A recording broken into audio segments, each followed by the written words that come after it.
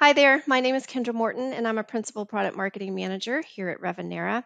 Well, we are very excited to bring you an excerpt from a panel discussion we held at one of our open source exchange events. What follows is a short but impactful segment where our experts talk about the role of open source in third-party audits. Listen to our high-profile professionals talk about what an open source audit is, why they're important, and what organizations like yours should be doing right now to secure the software supply chain. We hope you enjoy.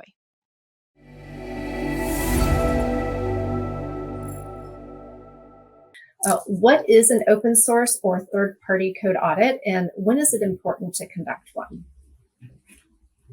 Sure. So I think that before I answer that question, it's important to understand how software is created, especially for someone who is not technical, who isn't familiar with open source. And the important part here to understand is that the large percentage of the code that makes up the third party or that makes up your product, it comes from the third party, it comes from somewhere else. It's not your code, it comes from a different origin. And so the open source audit, is a code review process that detects and identifies these third party libraries, these third party licenses. Okay, typically the result of the deliverable of the open source audit is a document, some sort of a document that lists these third-party licenses and their components and sometimes vulnerabilities, security information. We call a document a software bill of materials, or SBOM for short. It's basically an inventory of all these findings that are detected during this code review process. Now when it's important to, the second part of the question, when is it important to conduct an audit? Well, the most obvious reason that comes to mind is doing an M&A. If you're preparing for an M&A or if you're going through an M&A, it's almost a requirement nowadays that, you produce this complete list of materials. Another reason why, if you are, to avoid facing any legal action. So, if you're a software provider and you distribute your code, you really need to know what third-party software resides in your code. If you have to, comply with these third-party licenses, you have to comply with these third-party licenses to avoid any potential legal, infringements. Only way for you to know what's in your code is to do an audit. These are probably the most common reasons why you would do audit. There's, the other ones as well. For example, companies that want to go IPO, or there's divestiture and investment. You're outsourcing your development and you want some sort of assurance of any possible license infringement there.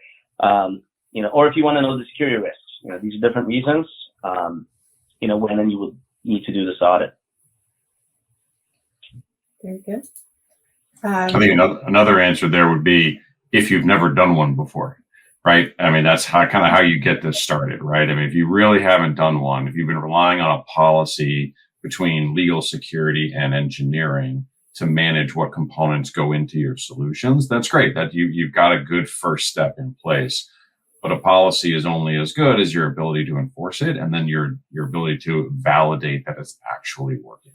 And so, to me, that audit needs to be done. If you've never done one before, now is the time to do one, right? Because all these other events that Michael talked about that may trigger a much more time critical need for the output of the audit is just knowing all of that up front before you get into those situations. For those of us who work in M&A, a lot of the time, there is not a lot of time to get an M&A transaction closed. And the more things you can do prior to that, the better. And then again, these audits should happen periodically, regardless of your level of maturity or the level of enforcement of a policy, because at the end of the day, the policies are only as good as the people implementing them, and nobody is perfect.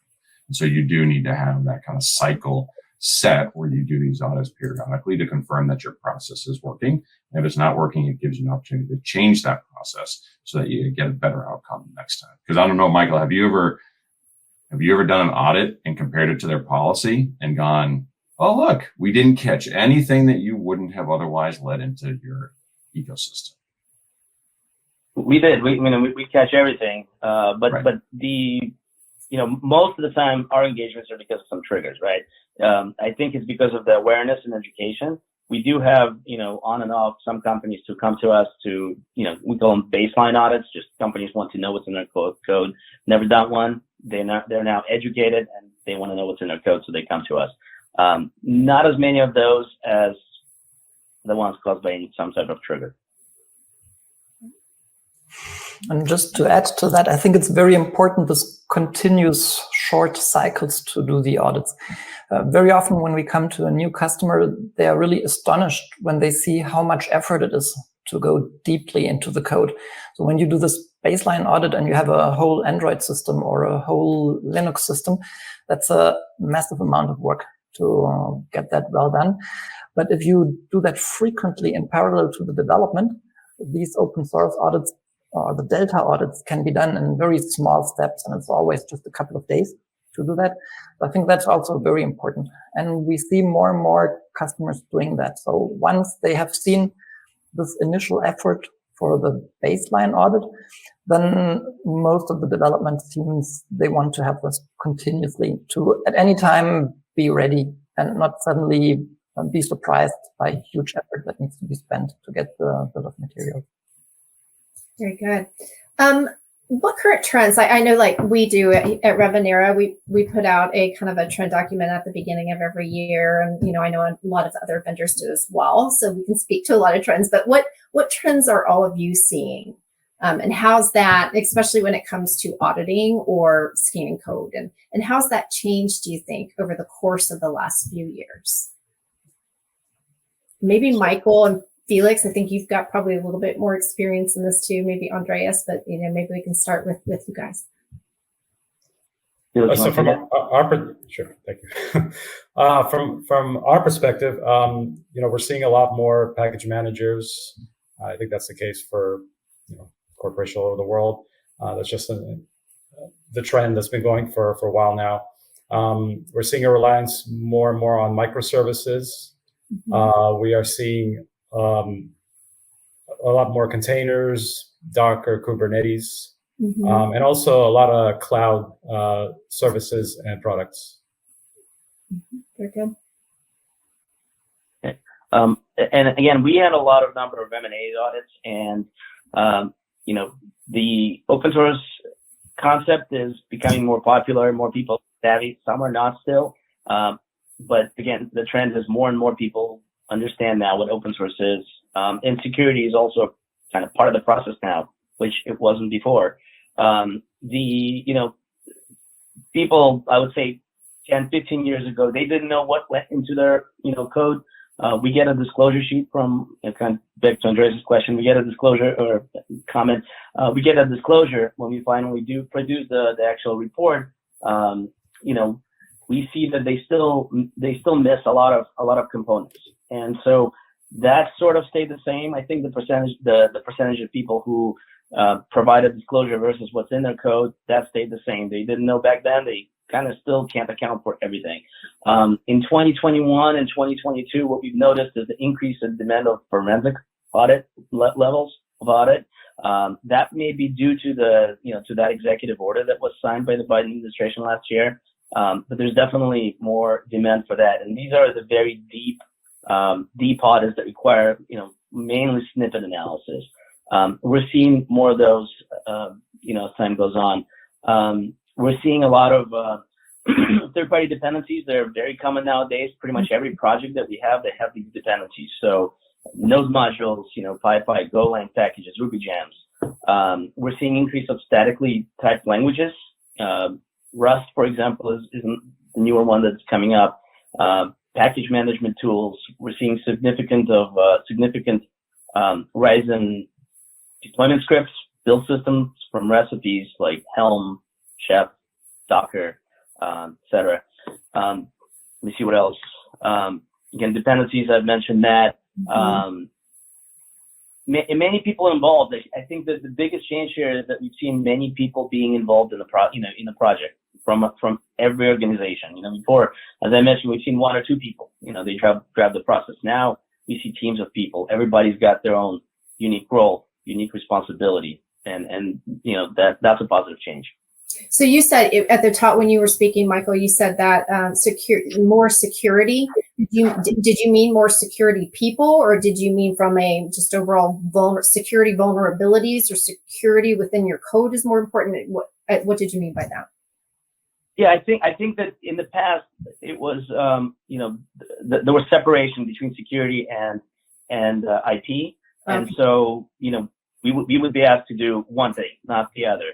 And now that there's more awareness comes and more education, more people now understand that they're sort of interconnected, a lot, right? I mean, you're not going to have a whole view on the whole security view unless you know the full and complete, you know, and accurate SBOM, right? So you've got to go through an audit. You've got to produce a full and complete accurate SBOM for you to get your vulnerability stuff right. So now it's everything's together, and again, we see more people on the calls with security background, security expertise, not just IP. I was going to say, as a software producer ourselves, I've watched the progression go from open source compliance or third party compliance being primarily driven by legal. Then the security issue really kind of has arisen, and security professionals are understanding that this is a source of concern that they need to make sure that they are able to address from a security perspective. And then most recently, I think the latest group to come to Revenera and say, hey, we're concerned about your open source consumption. Please help us understand it. Please give us visibility via your SBOM, is our customers, right? And that's partially driven by regulatory changes, but a lot of it is driven by their maturity level with respect to understanding the role of open source, again, kind of on the systems behind their firewall. Although again, as a cloud provider ourselves, a lot of them also care about what is in our cloud solution. So even though those products are never going to live behind their firewall, they do still care about it from a security perspective, right? And so when I think of who I have conversations, it used to be just lawyers, then the security people showed up, and now our customers are asking for it as well. And that's really just driven, I think, by the awareness of these issues. And to Leon's earlier point about software being everywhere now, that's the reality, is that we're going to get these requests from each of these different constituencies. And as a result, we have to be prepared for those conversations and put our best foot forward to answer and address their concerns. So if we look on the trends that we can see, I think it's mainly two. It's standardization and automation. If we look some years back, every company would introduce their own open source management process, and everybody would reinvent the wheel. And nowadays there are good templates that you can reuse for the processes and all the methods, and companies are using that. So they take it like a blueprint and just adapt it to their processes. So that's a great help that we get from the standards like the ISO 5230 or the open chain standard that was developed. That is a great help, and we see many people using that. And the other trend is the automation. So as Felix and Michael have mentioned, we see that the usage of open source components dramatically increases. Some years ago, it was just one system. Then we got these repository managers. Now we have containers everywhere. So the numbers of open source components is just exploding that you have in a product. And you cannot handle that in a manual way anymore. And there we see that many customers try to automate as much as possible to, in their tool chains, put in tools that automatically detect whatever is there and automatically produce the bill of materials.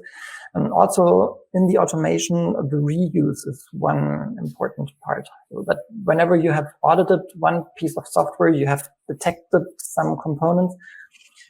In some other project, you may have the same component again.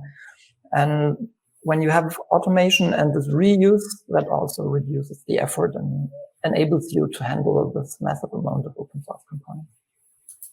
So, real quick, we've heard a lot about Log4Shell and followed by that Spring4Shell, those vulnerabilities. I thought maybe we were kind of moving through it, but I think I just saw an article maybe at the end of last week that, another bad actor within a company had taken advantage of that Log4j vulnerability. So it's worth talking about. But do you think that those high profile issues like Log4j and Spring4Shell, have they had an impact on organizations and their willingness and strategic focus on securing the software supply chain?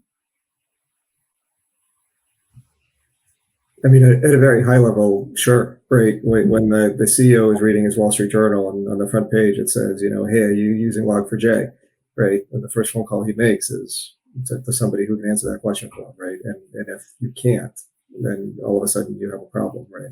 I think Marty, you said that before many, many times, right? That's not the time to find out if you're using it, is when you're getting that phone call.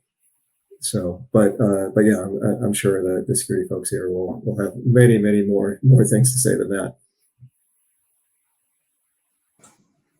I think that's right. I view those events as items that they certainly do kind of spike up interest in this topic really quickly. I think people have short memories, and so it drops down again. But I think if you were to chart a level of interest and a level of awareness over time, it's going up and to the right, and you'll see those spikes around these types of interest.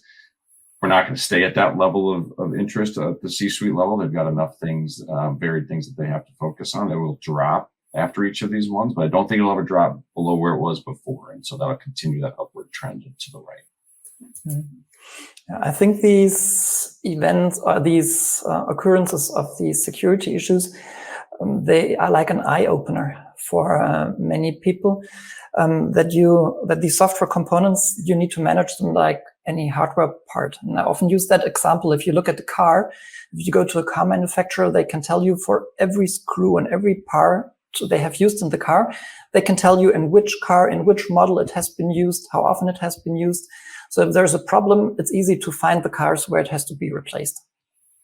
So if you ask them for a specific piece of software, and if you go to any person or any company and you say there is this open source problem, for example, in Log4j, where do you use it? Nobody can answer that right away, just because the software is managed completely differently. And with these incidents, many people realize that the software needs to be managed in the same way as these car components or hardware components. Mm-hmm. Yeah, absolutely. Okay. And we also had a number of customers who came to us specifically telling us just because of these issues, because of the Log4Shell and Spring4Shell vulnerabilities, we need to do further analysis, and they've asked us to kind of look deeper at their code base, and in case of dependencies, they didn't care about direct dependencies only. They now cared more about transit dependencies, and they wanted to look, 2-3 levels deeper. Yeah. So definitely the impact. That ability to do more of a forensic scan, Michael, is what you're talking about. Both forensic and just a broader, like in the past, companies were more concerned about the top-down view, just kind of big rocks, we call them, libraries that are there, and now they just want to know everything, right? Specifically because of Andreas' point, if someone comes and says, where do you use Log4j, they want to be able to pinpoint those places. And what they're finding out is that, they've got it, right? And many, many different versions. And then they start asking why and looking deeper into it.